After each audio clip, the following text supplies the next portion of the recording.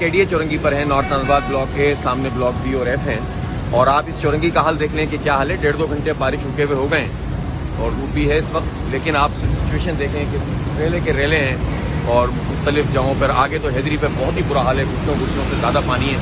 اور لوگ پھنسے ہوئے ہیں۔ ایسی صورتحال میں حکومت کہاں ہے؟ ایک گاڑی کھڑی ہوئی ہے کافی دیر سے یہاں پر، اور یہ تو ابھی اس کی پلاسٹک بھی نہیں اتری ہے، ٹھیک ہے،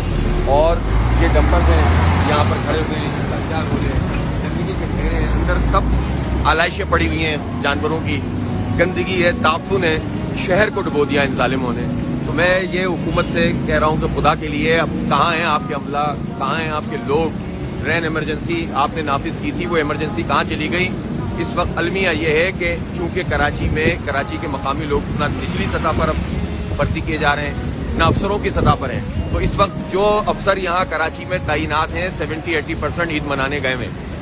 اور وہ اپنے گوٹھوں میں موجود ہیں، اپنے شہروں کے اندر موجود ہیں۔ کراچی سے ان کا کوئی لینا دینا نہیں، ان کی ڈیوٹیاں لگی ہوئی ہے، لیکن وہ یہاں موجود نہیں ہے اور لوگ ڈوب رہے ہیں۔ لٹ ڈیم ہے وہاں پر جو ہے، وہ یہاں سے تو پیپلز پارٹی ان ساری آبادیوں میں قبضہ کر کے ووٹ پکڑتی ہے نا، تو ان لوگوں کا یہ حال کیا کہ جب ریلا وہاں بہا ہے تو ان کو گھروں سے تو نکالا ہے، لیکن کوئی جگہ ہی فراہم نہیں کی، کوئی اسکول فراہم نہیں کیے، اور وہ کھلے آسمان تلے شدید بارش میں رات گزاری، صبح بدترین حالات میں موجود ہیں۔